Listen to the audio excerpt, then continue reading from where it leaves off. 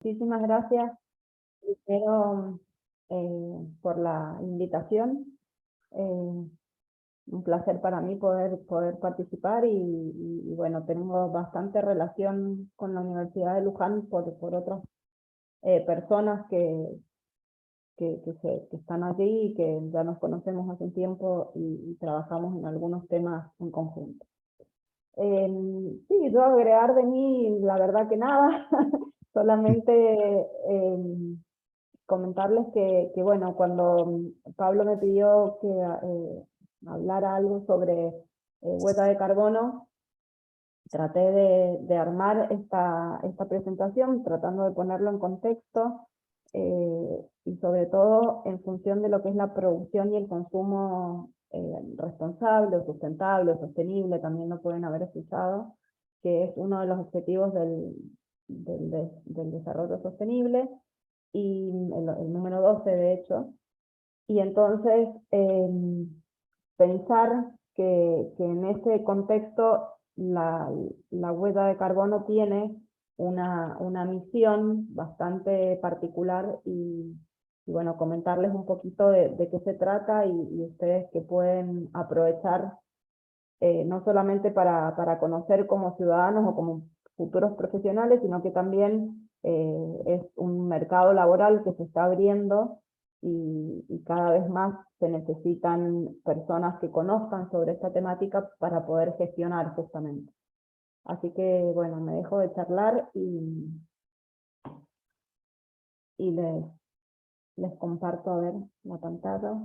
Nosotros en el grupo Clíope de la Facultad Regional Mendoza trabajamos estas líneas de investigación hace bastante tiempo y bueno, no solamente hacemos la parte de investigación y desarrollo, para lo cual tenemos bueno, investigación en modelos de impacto, en todo lo que tiene que ver con el análisis de ciclo de vida, que ya en un ratito les voy a mostrar qué es, no sé, ahora les pregunto qué conocimiento tienen ustedes al respecto, pero también tratamos de desarrollar herramientas que sean de fácil acceso para los usuarios comunes, es decir, que estos conceptos empiecen a entrar en la sociedad, porque es lo que realmente nos va a permitir manejar las emisiones de gases de efecto invernadero, al menos en el consumo del día a día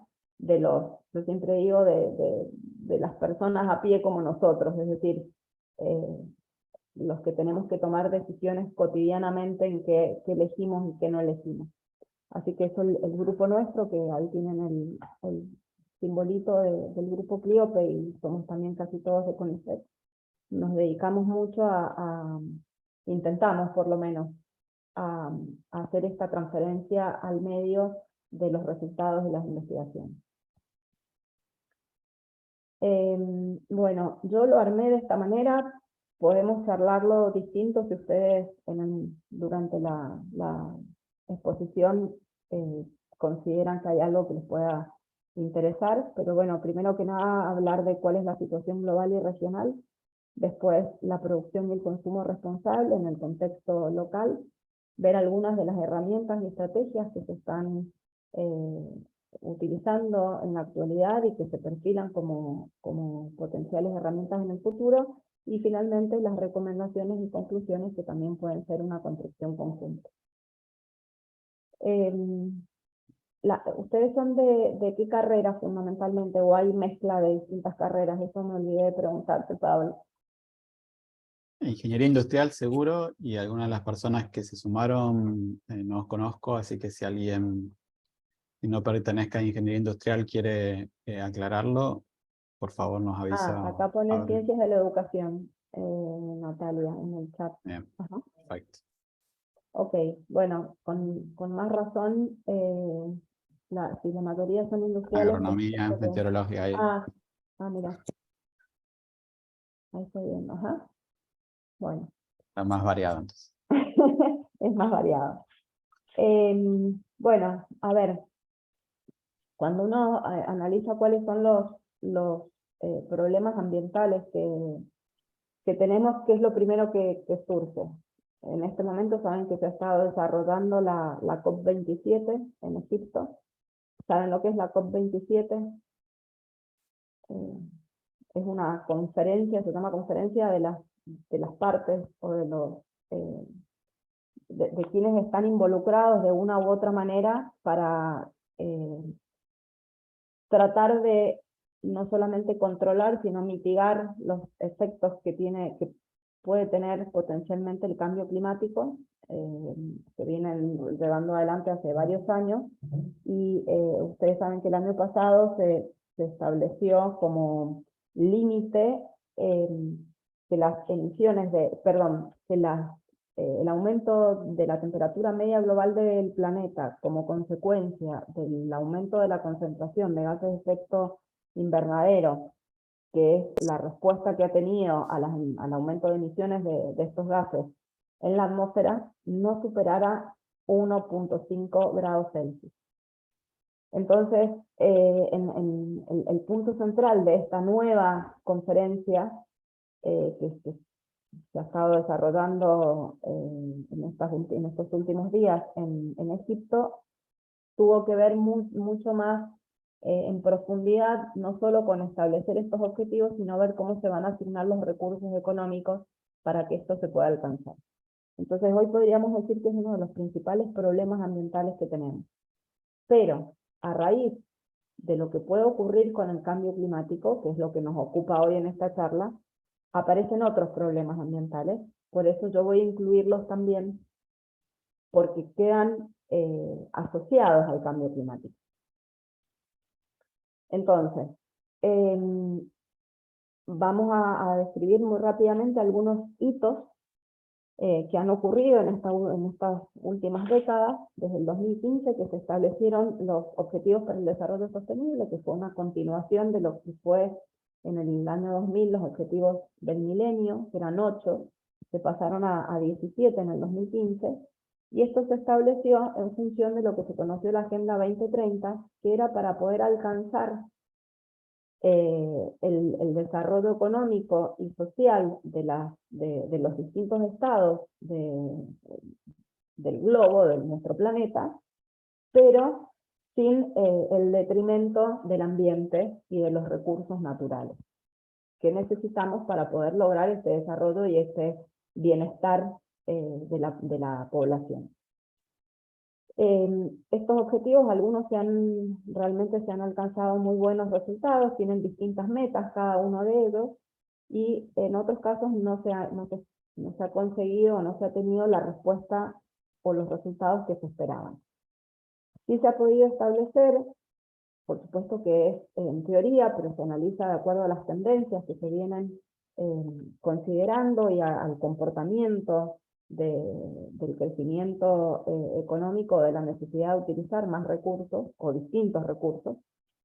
Se habla del año 2050 como el punto del no retorno. ¿Ustedes saben a qué se refiere? ¿Alguien quiere hacer algún comentario al respecto? ¿De qué se trata el punto de no retorno?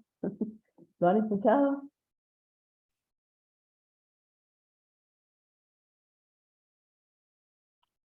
No, hay silencio, No. así que asumo que no.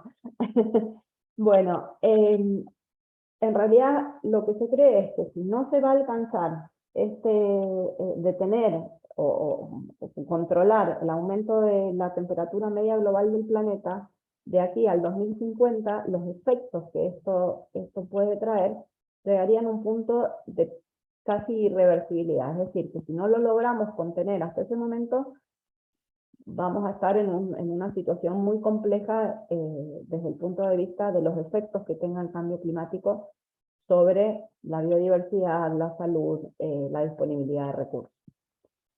Si nosotros miramos 2050, realmente nos quedan casi menos de 28 años, porque estamos prácticamente terminando el 2022.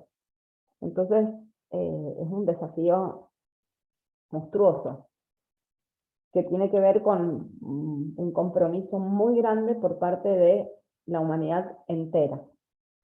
Entonces, si nosotros pensamos, en el año 2013 se hizo una encuesta a las compañías, a muchas compañías, sobre todo de capitales multinacionales que tenían una injerencia en distintos sectores del desarrollo económico de los países, ¿cuáles iban a ser? Les estoy hablando hace casi 10 años, ¿no? ¿Cuáles iban a ser las 10 megafuerzas que condicionaran el comercio y el mercado en los próximos, para final de este siglo? Y en todas esas encuestas, la que se ubicó en el primer lugar fue el cambio climático. Es decir, que esto no es nuevo, se viene vislumbrando hace tiempo y hay muchas iniciativas tendientes a poder controlar, mitigar y tener acciones de resiliencia frente a este cambio climático. Ahora, hay una cuestión que es el aumento de las metrópolis superpobladas, es decir, las megaciudades. Las megaciudades son aquellas que tienen una densidad de población elevada o una concentración de población de más de 10 millones de habitantes. Si nosotros nos fijamos, miren, América Latina, tenemos Río de Janeiro, San Pablo y Buenos Aires como las 3 megaciudades o ciudades muy grandes en nuestro continente sudamericano, digamos. Pero fíjense en lo que es otros continentes. Me imagino que les llamará la atención ver que las principales megaciudades del mundo están en Asia, algunas en Europa, otras en América del Norte, pero la mayor concentración están en el continente asiático. Y fíjense el continente africano, es decir, en lo que es el territorio de África, todavía no hay un gran aumento de la población. Se espera que este aumento sí se dé, y darles cuento por qué esperamos que ese aumento se dé. En realidad, que aumente la población no sería un problema si nosotros tuviéramos los medios para poder asegurar poder asegurar la infraestructura edilicia para dar residencia a esta población creciente, alimentos, gestión de residuos que se generan a partir de las actividades humanas dentro de las ciudades, la provisión de agua corriente. Hasta ahora fíjense que todo lo que les estoy diciendo responden a algunos de los objetivos del desarrollo sostenible. Provisión de energía, que hay que tratar de que esas energías sean lo más limpias posible. Provisión de movilidad y por último provisión de servicios. Servicios de todo tipo, desde servicios de salud, de educación, y yo les puse ahí un dibujito de internet porque en este momento nos resulta un servicio indispensable. Se cree también que uno de los continentes que mayor aumento poblacional va a presentar de aquí al 2050 es el continente muchos países del África. ¿Por qué? Porque estos países son relativamente jóvenes, nuevos en su constitución, han dejado de ser colonias no hace mucho tiempo y han cesado en muchos de ellos las guerras civiles internas o guerras tribales que había y que han habido hasta hace poco tiempo. A fines del siglo pasado todavía se daban este tipo de guerras civiles. Entonces esa estabilidad ha generado que pueda haber un crecimiento de población y que esa población creciente también busque mejorar su bienestar. Y eso está muy bien, porque es lo que tiene que ocurrir. El problema, la pregunta que nos surge es cómo vamos a afrontar ese aumento de bienestar. Entonces, en este contexto, es decir, nosotros tenemos que poder controlar nuestro dióxido de carbono equivalente, nuestras emisiones de cambio climático, emisiones de gases de efecto invernadero que contribuyen al cambio climático global.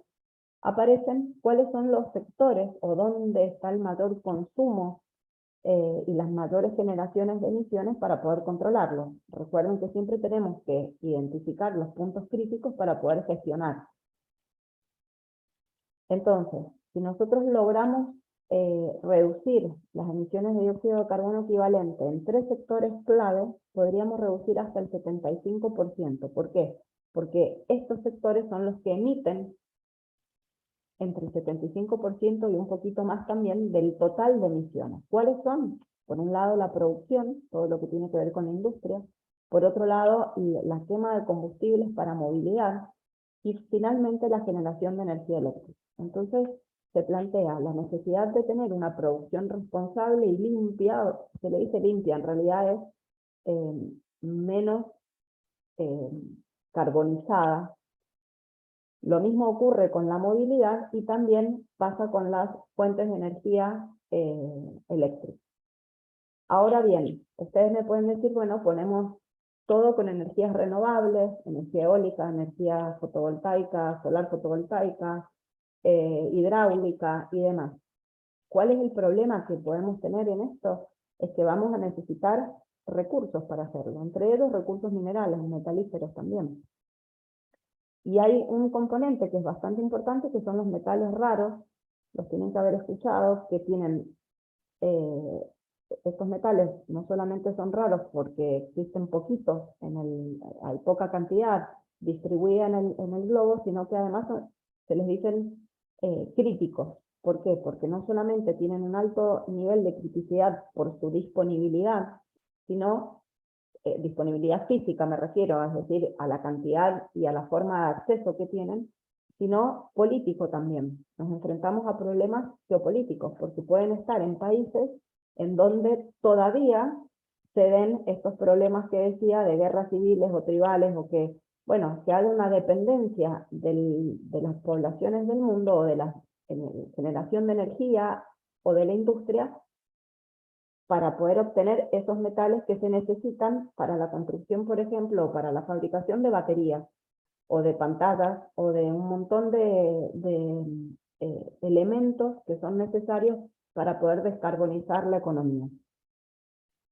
Entonces no es tan sencillo decir, en 20 años vamos a cambiar toda nuestra matriz energética mundial, vamos a tener una forma de producir diferente y una forma de movilidad diferente. Fíjense, esto es un estudio que se hizo en el año 2021, ahí tienen las fuentes, si ustedes lo quieren después consultar, pero se hizo una proyección de cómo iba a ser la participación de los vehículos eléctricos en las ventas, tanto en la actualidad como con proyecciones o con análisis prospectivos hasta el 2050, que es nuestro, en este momento es como si dijéramos nuestra fecha de caducidad.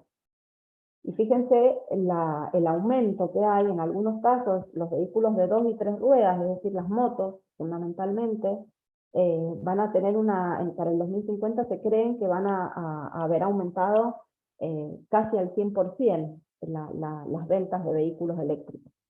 No tienen la misma distribución los vehículos comerciales o transporte pesado.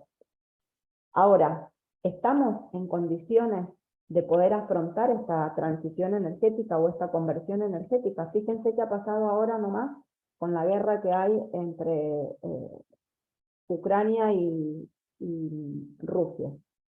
Años y años de tratar de disminuir la quema de carbón, ahora se está volviendo a utilizar el carbón como fuente de energía porque hay restricciones del uso de otros tipos de combustibles que eran más benignos para el ambiente y el cambio climático sobre todo.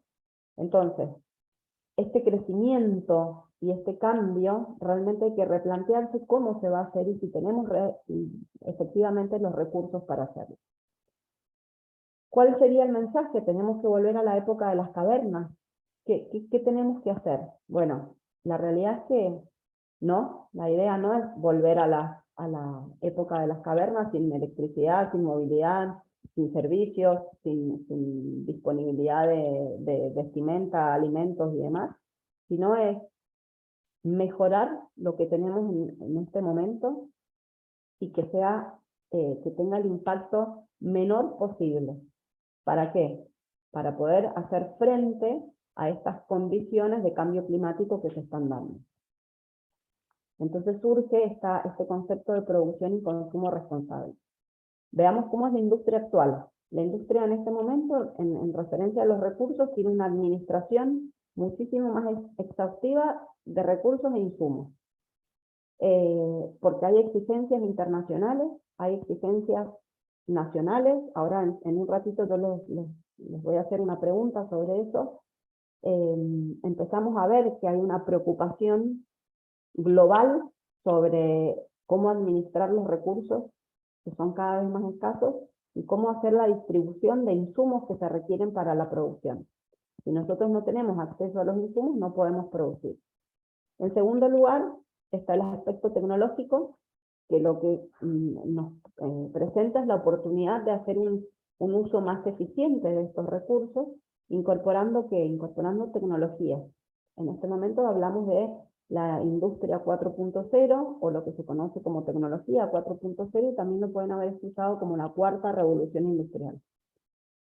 Datos, recopilación de datos que nos permita gestionar todo ese uso de recursos. Tenemos una proliferación enorme de sistemas o de sistematización de datos y mediciones. Hay sensores por todos lados en la industria y prácticamente en todas las industrias en este momento, incluso en las más pequeñas también, se va notando que hay una incorporación de muestreo, de sensores, de poder relevar información y datos, porque eso nos permite tener una mejor gestión de las actividades. Y por otro lado, todo lo que tiene que ver con inteligencia artificial. Entonces, se está incorporando poco a poco, sobre todo en nuestro país, va un poco más lento que en otros lugares, pero es algo que ayuda a la gestión eficiente de los recursos. El tercer punto es la circularidad. Esto nos permite, bajo la campana de economía circular, que ahora vamos a ver un poquitito, porque no sé yo hasta dónde ustedes conocen sobre el tema, el diseño de sistemas que tengan esta idea circular, que haga procesos que se integren entre sí. Se habla también de lo que es simbiosis industrial, es decir, que haga agrupaciones o polos industriales en los cuales los residuos o lo que salen de algunos de los sistemas ingresen como materia prima a otros sistemas, y entonces se genere una circularidad no solamente en un sector particular, sino que haya una simbiosis de distintas industrias y sinergias entre ellas. Y por último, están todos los programas o lo que se conoce como certificación de productos y organizaciones, que es incorporarse a programas de sellos ambientales. También encontramos programas que nos ofrecen sellos sociales, de trabajo justo, comercio justo y demás. También pueden haber escuchado lo que son las empresas B. Entonces, estos programas ayudan a que las organizaciones sean más eficientes en la gestión y en el funcionamiento de sus actividades. Y nos encontramos con un consumidor que también ha ido ganando conocimiento, que es un consumidor más interesado por las cuestiones del ambiente. Si yo les pregunto a ustedes, ¿cómo cambió la forma de consumir si ustedes tuvieran que pensar hace 5 años? Ni siquiera les digo 10 o 5 años, de cómo consumían, por ejemplo, las compras. Por supuesto que la pandemia en todo lo que es digital tuvo un peso bastante importante, pero nosotros hace 5 años no usábamos como se usa hoy Mercado Libre, por ejemplo. No sé si puedo decir marcas porque está grabado, pero bueno, es un ejemplo. O plataformas, ¿cómo? ¿No hay problema? No hay problemas. Plataformas digitales en las que compramos absolutamente todo sin movernos de nuestra casa. O, por ejemplo, la cantidad de proliferación de productos que atienden a una parte de la sociedad que antes no estaba contemplada. Por ejemplo, quienes son intolerantes al gluten. El tema de shampoo. Hoy tenemos la posibilidad de comprar un shampoo sólido, que era impensado hace un tiempo. Y además, posiblemente muy caro. Es decir, empezamos a tener, ¿y esto por qué? Porque los consumidores cada vez están más interesados y quieren preocuparse más por ser responsables en su forma de consumo. Ahora, cuando hablamos de consumo, producción y consumo responsable, ¿de quién es la responsabilidad? Esa es una gran pregunta que nos tenemos que hacer. ¿La responsabilidad recae solamente en la producción o recae solamente en la elección del consumidor? Otros me pueden decir, y es 50-50. ¿Tenemos las herramientas como consumidores para comprar y elegir responsablemente? ¿Tiene la industria muchos de acá van a ser ingenieros industriales. ¿Tiene la industria las herramientas y las capacidades y el poder de inversión para poder hacer una producción sostenible o responsable? Ahí les pregunto, si pueden ustedes conectarse o escanear el código QR o pueden entrar al link de menti.com con ese código que tienen abajo y responder. Es muy cortita, si lo pueden hacer.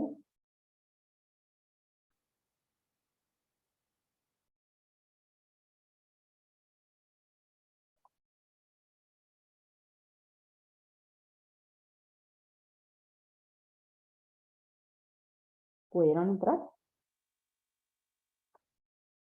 Sí, pudimos. Sí. Yo tengo que ver si puedo ver los resultados. Mm. Si no, lo podemos charlar porque somos pocos. En realidad lo había puesto por si éramos varios, que fuera más fácil. A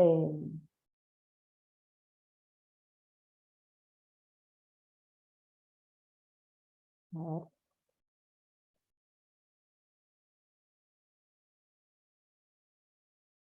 Ahí puedo ver los resultados. Un segundo, que ahí les está cargando. Y bueno, hasta ahora, de quienes han votado, la mayoría hablan de... a ver. Hay algunos que dicen que están en viaje, que van escuchando. Ahí estoy leyendo el chat, ¿no? Bueno, no hay ningún problema. Si quieren poner algún comentario en chat, si pueden escribir y demás, lo ponen ahí y Buenísimo. lo leemos. O les leo la pregunta también. Les puedo leer la pregunta si me dan 2 minutos porque entré justo a los resultados y la pregunta dice, ¿cómo cree que es la situación local? Hay una industria comprometida, consumidores conscientes, industria y consumidores involucrados por igual, o desconocimiento de industria y consumidores, y finalmente falta de incentivos. Esas son las preguntas.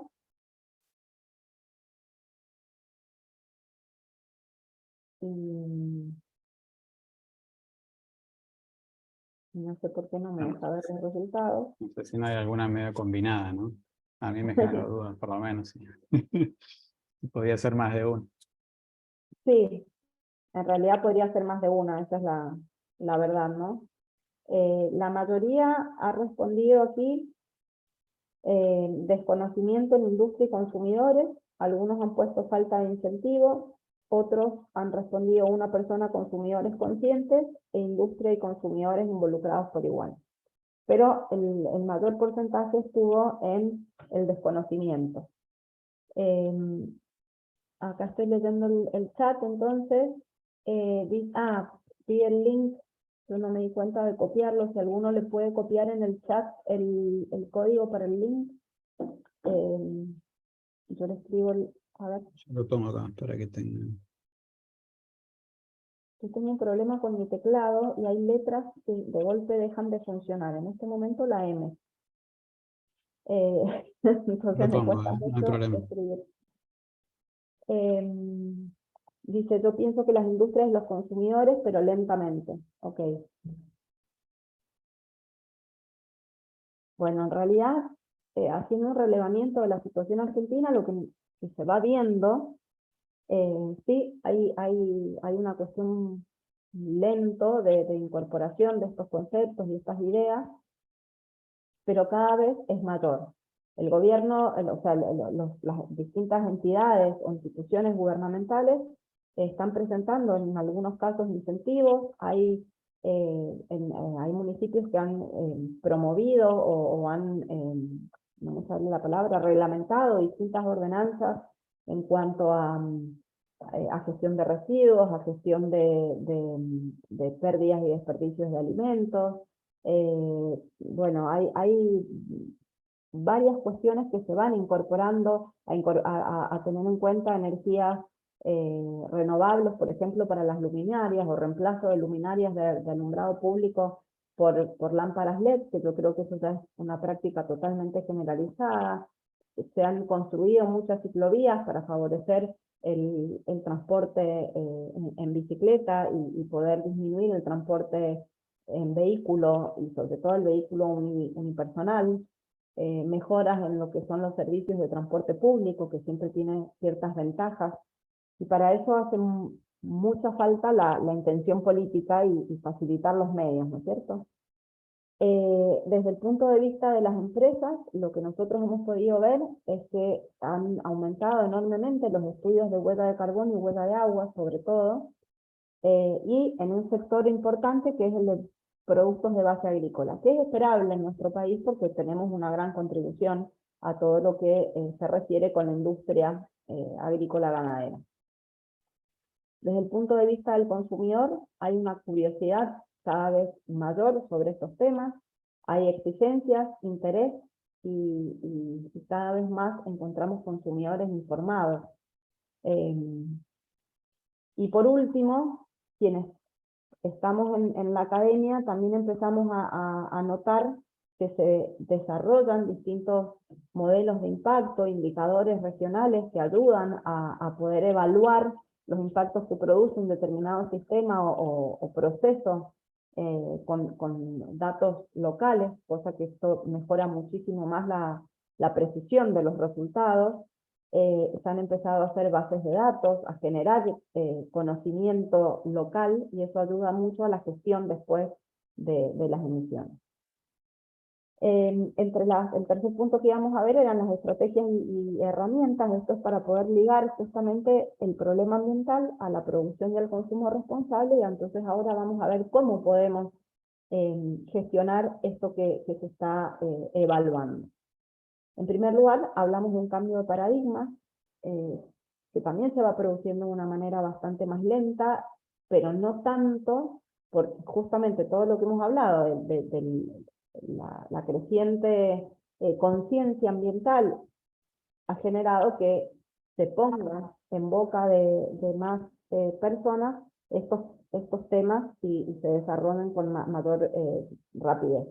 Entonces, pasamos de se me va a quedar, a ver, me voy a quedar sin... Ahora sí, me voy a quedar sin batería en el auricular. ¿Se escucha? Sí, se escucha, se escucha. Okay. Sí, se escucha bien. Gracias. Entonces pasamos de una economía lineal que tiene como premisa extraer recursos, producirlos, es decir, manufactura, consumirlos y tirarlos, a poder extraer los recursos, producirlos, consumirlos, y ese desecho que se produce, volver a incorporarlo al ciclo productivo, regenerando la naturaleza. Entonces, no solamente el reciclado es parte de la economía circular, sino que hay un montón de otras estrategias que forman esto que se conoce como cambio de paradigma en la economía. Entre estas estrategias o principios hay tres que son fundamentales y que son los que rigen la economía circular. Una es tratar de eliminar los desechos, es decir, cuando tenemos un sistema que produce residuos, decimos que es un sistema que tuvo un error de diseño. ¿Por qué? Porque cuando se empieza a diseñar en contexto de economía circular, tiene que pensarse qué es lo que va a pasar con el residuo una vez que, es decir, o con el producto una vez que se terminó de usar o de consumir. Esto es muy fácil verlo, por ejemplo, en envases, porque nosotros decimos, compramos un yogur o cualquier otra cosa, nos comemos el contenido y después ¿qué hacemos con ese envase o ese contenedor del producto? Entonces como que es fácil verlo en ese caso, pero hay otros ejemplos, por ejemplo, por mencionarles algo, el uso de vehículos o el uso de luminarias. A lo mejor nosotros tenemos que empezar a pensar en que no vamos a comprarnos un auto, sino que podemos tener una especie de, nosotros le decimos leasing, pero puede ser otra especie de cuestión comercial, que uno no sea dueño de su auto, sino que tengamos una especie de alquiler de ese vehículo. Entonces cuando lo queremos cambiar o lo que fuere, la compañía que lo fabricó se hace cargo de las partes que lo conforman y de los materiales y demás, y ellos lo van a gestionar mucho mejor de lo que podemos hacer nosotros. Lo mismo ocurriría con los lavarropas, con una heladera o con cualquier electrodoméstico, por ejemplo. por otro lado, es poder hacer circular los productos y los materiales, siempre buscando su alto valor, su valor más alto. ¿Por qué? Porque a veces cuando hablamos de reciclar, la solución no siempre es la mejor solución, ese reciclado, porque si nosotros tenemos con el reciclo una calidad inferior a la que se obtiene a partir de una materia prima virgen, y entonces va a durar menos, o vamos a tener que hacer una inversión de energía muy elevada para poder reciclar ese producto, lo que puede ocurrir es que tengamos un efecto contrario a lo que estábamos buscando. Y por último, poder regenerar la naturaleza. El gran problema que hemos tenido como planeta es que se han consumido los recursos de una manera tan veloz que no hemos alcanzado a que nuestra naturaleza los regenere y los volvamos a tener disponibles. Entonces hay que pensar maneras de consumo de recursos a una velocidad tal que permitamos que naturalmente se pueda regenerar. Para poder medir estas estrategias existen herramientas. Una, la que tiene mayor consenso, o una de las que tiene mayor consenso es lo que se conoce como análisis de ciclo de vida. Un estudio de análisis de ciclo de vida lo que hace es tener en cuenta los impactos ambientales asociados a todo el ciclo de vida de un producto, proceso o actividad, desde la extracción de las materias primas, pasando por la manufactura, o el preprocesamiento y el procesamiento, el packaging, el uso o el consumo, depende de lo que estemos hablando, y su fin de vida, que su fin de vida puede ser o la recuperación de los materiales, o el reciclado, o, por ejemplo, la disposición en un vaciadero municipal o en un relleno sanitario cuando ya no tiene otra forma de funcionar. Esto, por supuesto, que es lo menos deseado, pero bueno, hay casos en los que no se pueden integrar de otra manera y se utilizan para recuperación de energía, por ejemplo. Y además se suma el transporte en cada una de estas etapas. ¿Qué nos permite el análisis del ciclo de vida? Nos permite entonces evaluar no solamente el fin de vida, que es lo que estamos acostumbrados a ver, como yo les decía recién del yogur. Nos tomamos el yogur y qué hacemos con el envase, sino que empezamos a ver desde la extracción de materiales.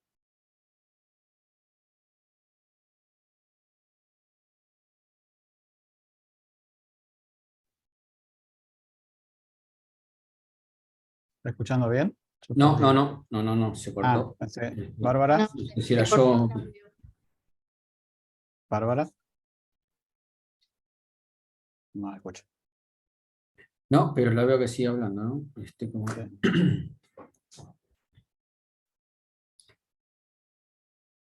A ver, para que vamos a escribir en el chat.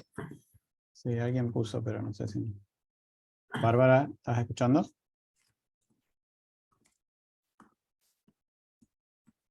No.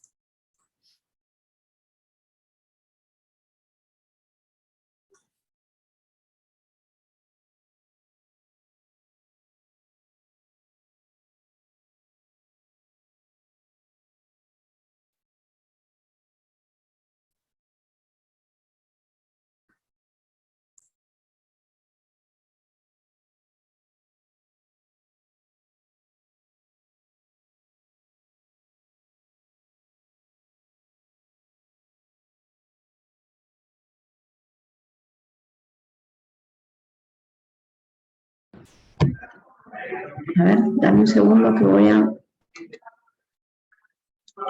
Ahí estamos, ¿eh? Ahí se escucha.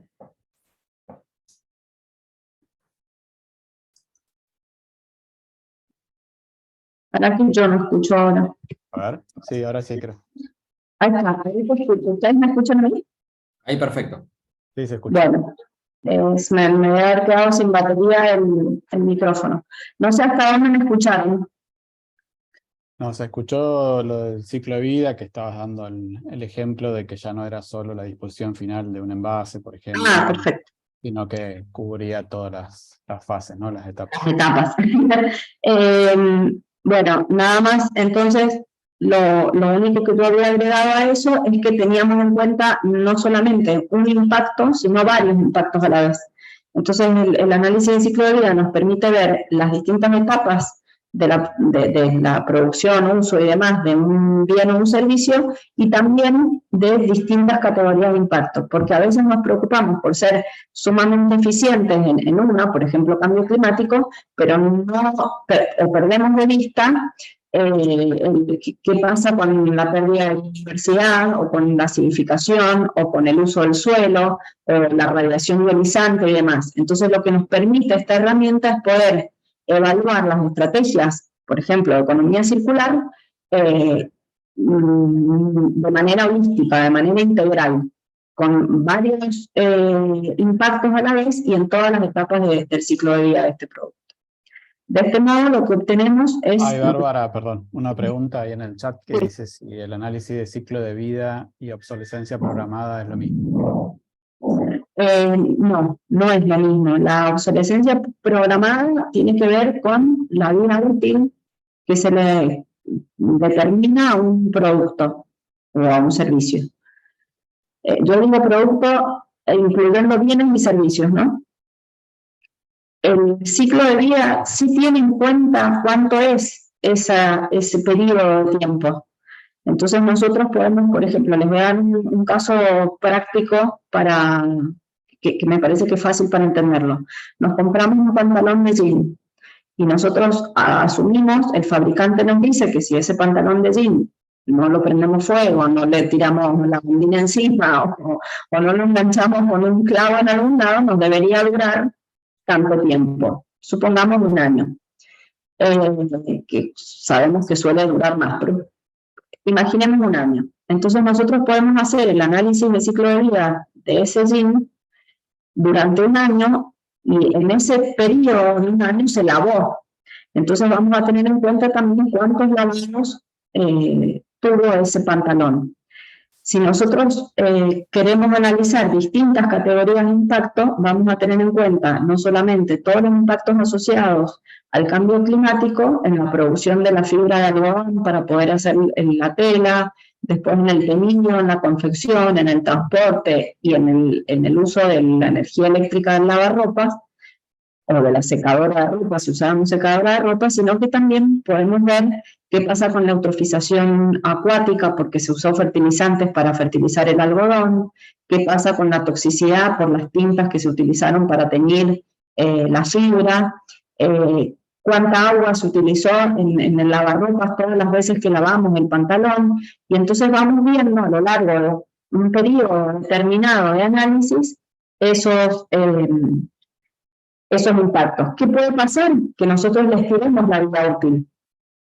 Que digamos, yo tengo tal cuidado de este pantalón y en lugar de durar un año me duró 3.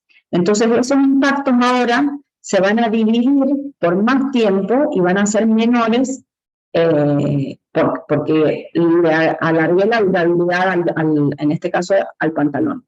Cuando hay obsolescencia programada, cuando se quema un foco, se quema y no puedo hacer más nada. Entonces, lo que yo puedo hacer es, si quiero comparar, por ejemplo, distintas formas de darme luz, que puede ser con un foco incandescente, un LED y un halógeno, bueno, evalúo cuánto dura cada uno y los impactos que me van a producir en ese tiempo determinado, cada uno de los casos que estoy analizando. En general, para poder comparar, que es el caso que les voy a mostrar acá, de estos secamanos, nosotros tenemos que establecer una única unidad de medida, que se llama unidad funcional. No podría comparar cosas que cumplan distintas funciones. Yo no puedo comparar un jean con un foco, no puedo decir cuál es mejor, porque no los necesito para lo mismo. No puedo elegir, me visto y me quedo a oscuras, porque es mejor el pantalón que el foco. Siempre que voy a hacer un estudio comparativo, tiene que ser sobre la misma unidad funcional, depende de la función que cumpla. Entonces, por ejemplo, en este caso que les presento acá, que es son distintos secadores de mano, la unidad de comparación, ¿cuál les parece que debería ser una buena unidad de comparación? ¿Para qué sirve un secamanos? Para secar las manos.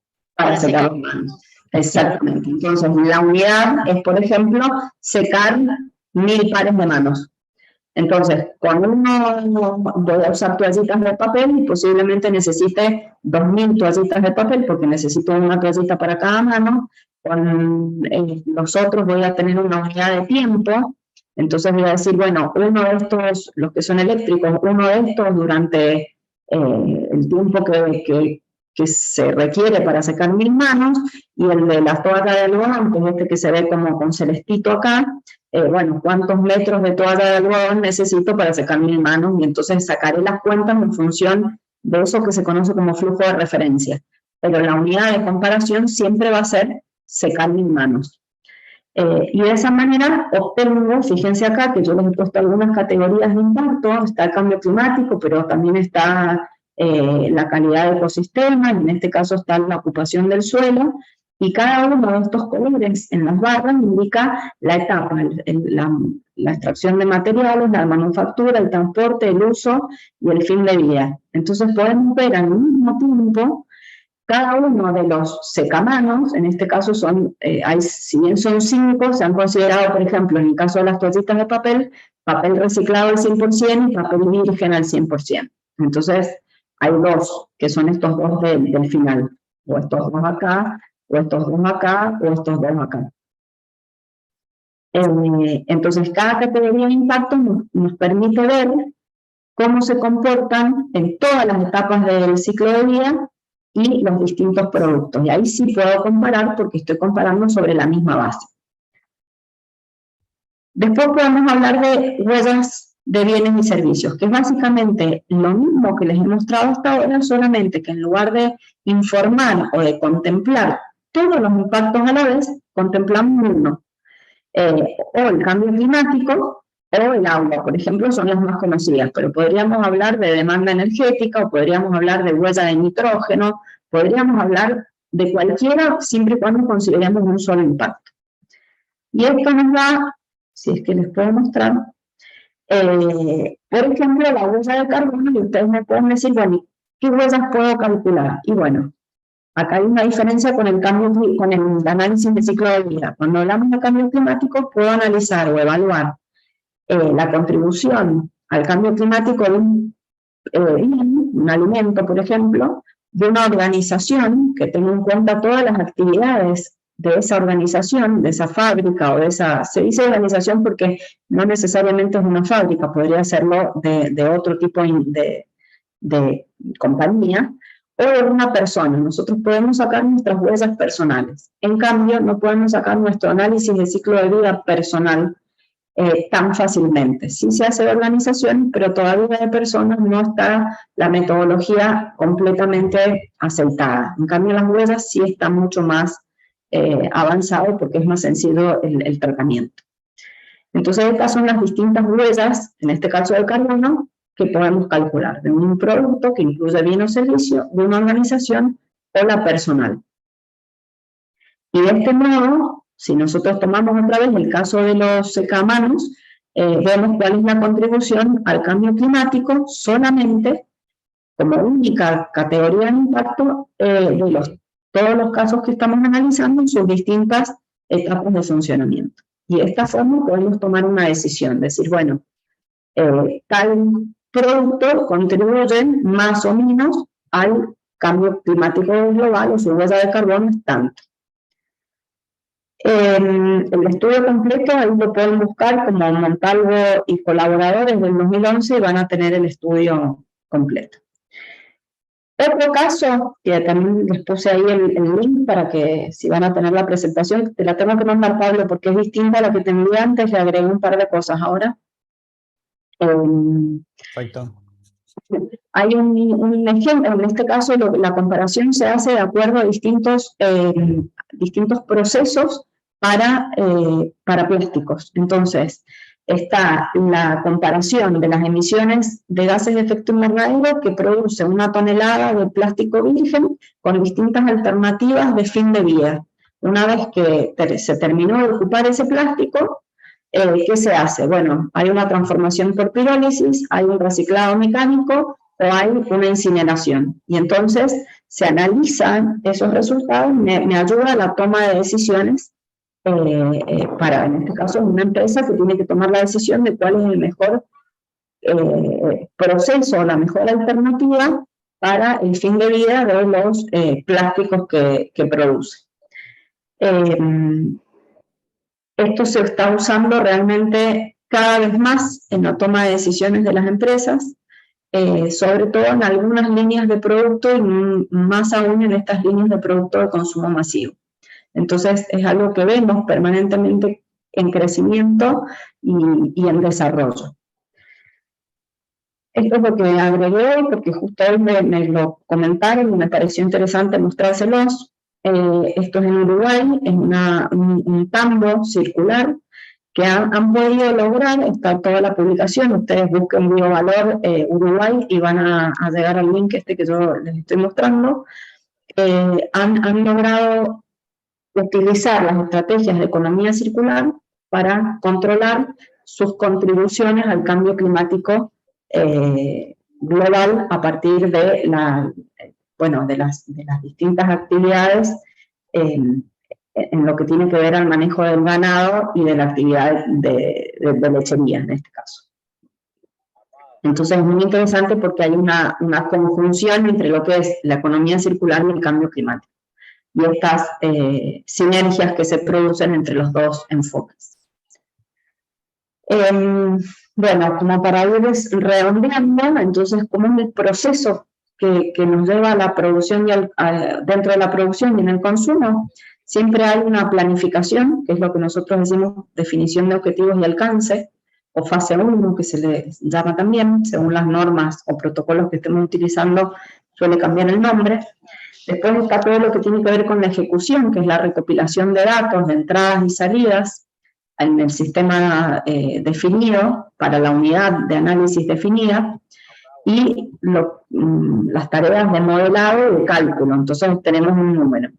Después tenemos el análisis, que tiene que ver con la interpretación de esos resultados de impacto que se obtuvieron y las recomendaciones que podemos hacer a partir de esos resultados. Y finalmente, en muchas instancias, si nosotros queremos hacer un link entre la producción y el consumo, necesitamos comunicar ese resultado al público destinatario. Si estuvo pensado para un cliente, que sería un B2C, por ejemplo, un B2B, depende si el cliente es un consumidor común o es otra compañía. Entonces, bueno, la forma de comunicar o de reportar los resultados va a variar dependiendo de quién sea el receptor de la información. Y entonces así nos encontramos con estos esquemas de comunicación que muchas veces son a partir de etiquetados. Hay una gran cantidad de etiquetas ambientales. Ahora hay una ley, además, de etiquetado frontal en los productos. Algunos los entendemos, solemos entender más fácilmente este tipo acá abajo de eficiencia energética, que me dice A, B, C, D, E, y entonces yo sé que si es A es lo más eficiente y si es G es el menos eficiente, y más o menos me puedo dar cuenta de qué se trata. O, por ejemplo, en lo que tiene que ver con cartón, papel y demás, a veces encontramos el simbolito del árbol, que sabemos que proviene de bosques controlados y demás, y hay un consejo que da ese sello.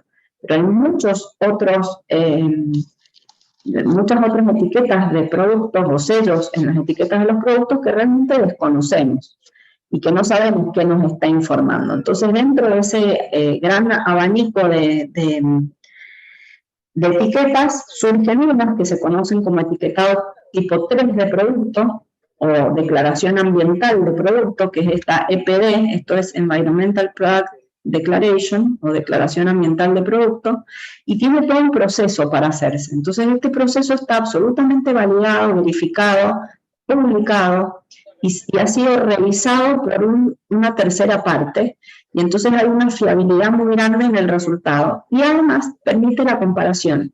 ¿Por qué les digo esto? Porque si volvemos a este esquema, a veces yo puedo ver una etiqueta, pero no tiene en cuenta en otro producto lo mismo que en el producto A. Es decir, si yo quiero comparar el producto A con el producto B y ver cuál es benigno, si no se ha hecho el análisis exactamente igual en los dos productos, el resultado o la comparación no tiene ningún sentido. En cambio, cuando hablamos de etiquetado tipo 3, nos basamos sobre lo que se conoce como regla de categoría de producto. Y para cualquier regla de categoría de producto, pensemos en el yogur que hablábamos hace un rato, o un helado, por ejemplo, que creo que es el ejemplo que yo les he puesto acá ahora, les voy a mostrar. Todos los lácteos o todos los derivados de la industria láctea se van a cuantificar de la misma manera. Entonces, los voy a poder comparar, porque marqué la cancha del estudio. De la otra forma es libre, no quiere decir que esté mal, no es que está mal hecho el informe, ni mucho menos, pero cada uno hace lo que le pinta, entonces, que es válido, pero no me sirve para comparar, no me sirve para tomar una decisión o elegir. En cambio, en este tipo de etiquetados sí puedo elegir. Acá tienen un ejemplo. Esto es público. Hay un portal que se llama el portal del EPI System. Hay un link a la etiqueta. En realidad no es una etiqueta en sí, sino que es un documento. Lo que va puesto en el envase, en este caso, que es este lado, es este código QR. Entonces el consumidor puede agarrar y escanear el código QR y ver todo el desempeño ambiental de este pote de helado, y acá lo tienen. Ahora, ¿cuál es el problema de esto? Poder interpretarlo. No cualquiera sabe interpretar estos números. Entonces nos encontramos con la primera barrera. El estudio está súper bien hecho, totalmente bien comunicado, pero la interpretación es para un experto. Cualquiera no lo puede interpretar. Un niño no lo puede interpretar, no sabe ni de qué se le está hablando. En cambio, si tenemos esta red semafórica que había puesto acá, podríamos interpretarlo mucho mejor si yo tuviera un rojo, un naranja y un verde o un amarillo. En cuanto a cambio climático solo, existen también las declaraciones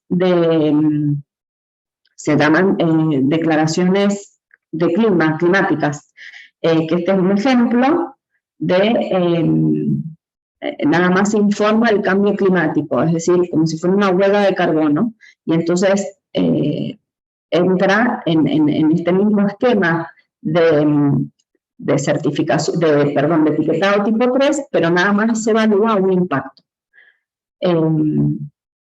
Esto se los comento simplemente porque estamos hablando de huella de carbono y bueno, existe también esta posibilidad. Acá tienen otra encuesta, si quieren, los que no han llegado todavía o que están en la calle, digamos, les digo de qué se trata. Denme un minuto que se abre. La pregunta es, ¿qué piensas sobre las etiquetas ambientales? Y las respuestas posibles son muy útiles, no las entiendo, no siempre sé a qué se refieren, confunden más que otra cosa, y finalmente no sirven para nada. Es decir, tenemos un amplio rango de elecciones.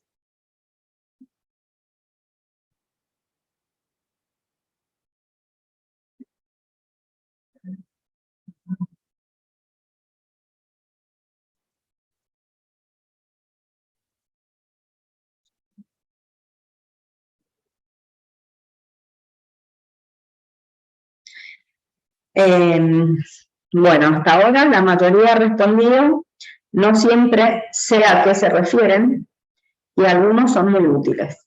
Yo les digo que yo tampoco, muchas veces no sé a qué se refieren. Creo que hay que encontrar justamente mecanismos sencillos de comunicación de estos resultados, porque realmente tenemos la posibilidad de elegir, pero tenemos que tener información para poder elegir, ¿no es cierto? Y bueno, para ir terminando, porque ya estamos en la media hora, las conclusiones y recomendaciones que yo puedo ver de esto. A lo mejor ustedes después de escucharlo tienen otras, así que enseguida las podemos compartir si les parece. Tengo tres como importantes o como relevantes en este tema. Es la primera, que es necesario cuantificar para gestionar. No podemos hablar de gestionar recursos y emisiones si no conozco cuánto tengo primero. Necesito como industria y como consumidor de herramientas que me permitan hacer esta gestión, pero también que me permitan comunicar y tomar decisiones.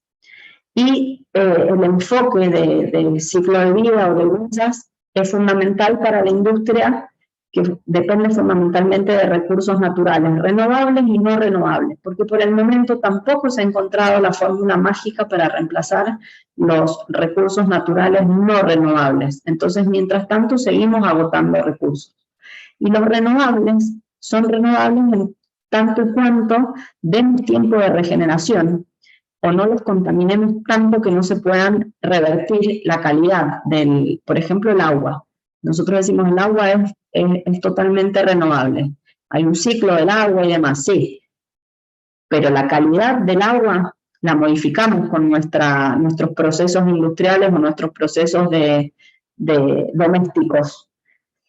Entonces, o bien tengo que dar tiempo para que eso se regenere o tengo que aplicar energía para regenerarlo. Por ejemplo, tratamiento de efluentes o tratamientos de residuos cloacales o de aguas grises. Y necesito energía y necesito tiempo y necesito espacio.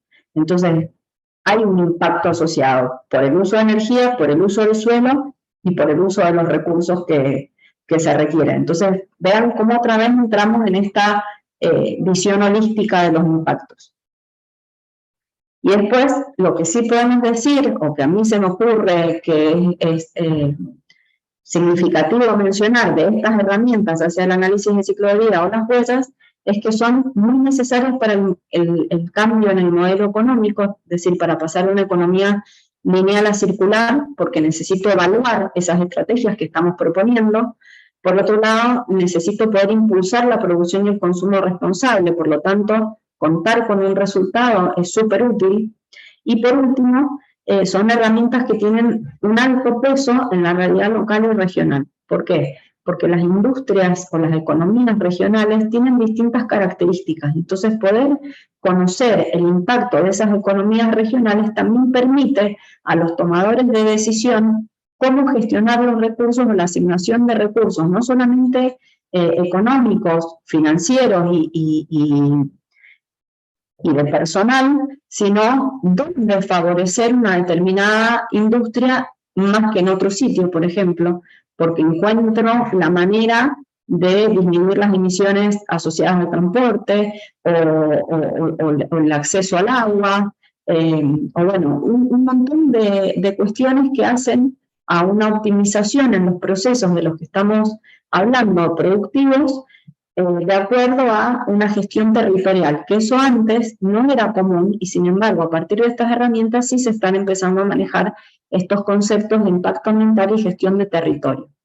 Nosotros en el grupo tenemos un trabajo hecho en este tema, yo no lo he puesto acá porque es imposible, pero realmente nos está dando muy buenos resultados y pensamos que es que puede ser una herramienta de soporte para aquellos que tienen que tomar decisiones políticas, sobre todo, o proponer políticas ambientales, por ejemplo. Y como conclusión final, la idea es no dejar de producir o dejar de consumir, es decir, no volvamos a las cavernas, pero sí tenemos que poder, o sí el significado de la producción y el consumo sostenible es poder hacer más y mejor usando menos, es decir, desacoplar el uso de recursos del bienestar de la población. Y bueno, ahí están los créditos de todas las imágenes y los gráficos y las cosas que utilicé para...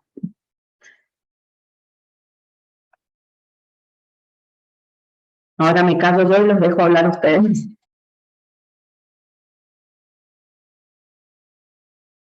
Bueno. ¿Preguntas?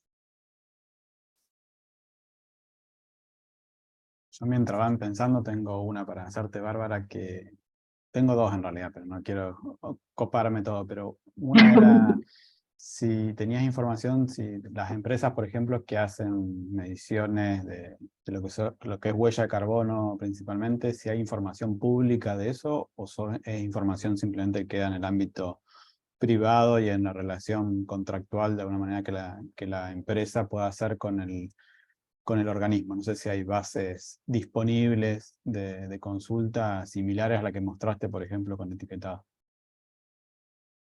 Mira, en general quedan en el ámbito privado, pero la mayoría del que hace este tipo de estudios lo quiere comunicar. Hay instancias en que se hacen estos estudios solamente internos para una cuestión de gestión interna o para mejorar los costos de operación, por ejemplo, porque conocer los puntos críticos y dónde uno tiene mayores emisiones no solamente sirven para decir, bueno, soy bueno con el ambiente, sino que sirve para pensar en costos operativos. Si yo identifico dónde tengo un mayor consumo o una mayor emisión asociada al transporte, puedo ver cómo mejorar la logística de mi empresa, o ver si compro a otro proveedor, por ejemplo. Y a lo mejor eso me permite una disminución en mi costo de operación.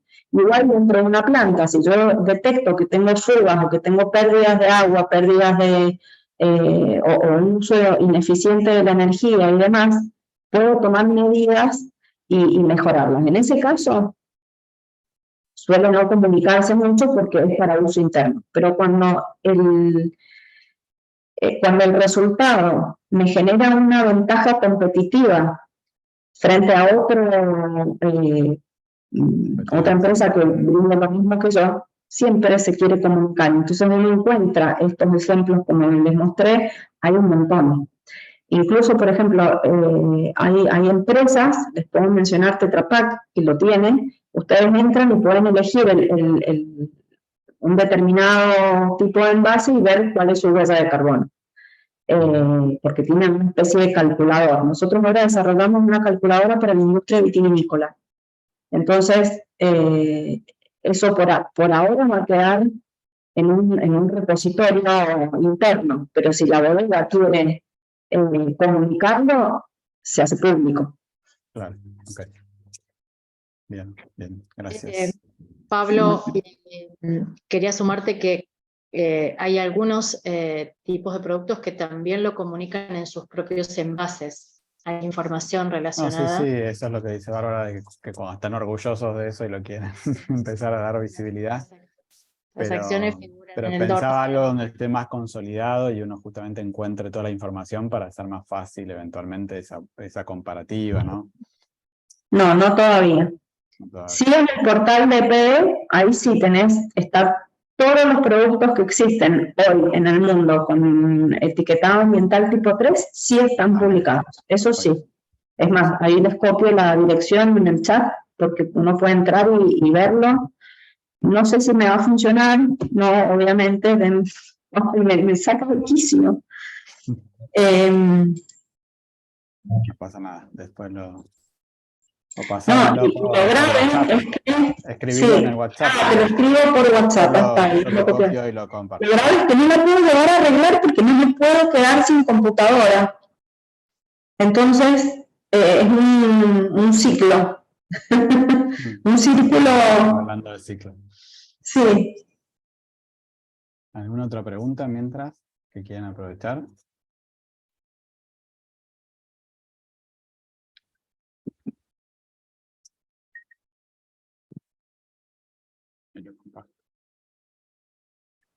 Pero bueno, en general se ve que cada vez más estas herramientas se están utilizando en el ámbito privado, pero también en el ámbito público. Tenía una más básica de curiosidad que quería preguntarte. Vos mencionabas al inicio que como las tres fuentes, ¿no? Responsable el 75% de las emisiones. Y quería preguntarte cómo es el tema de producción ganadera, que no sé cuánto hay de de mito, de realidad, o de justamente el impacto que genera, o del gran impacto que tendría, ¿no? Sobre todo por todo el tema de la relación metano-gas carbónico. ¿Podemos parar la grabación? Sí, podemos. En realidad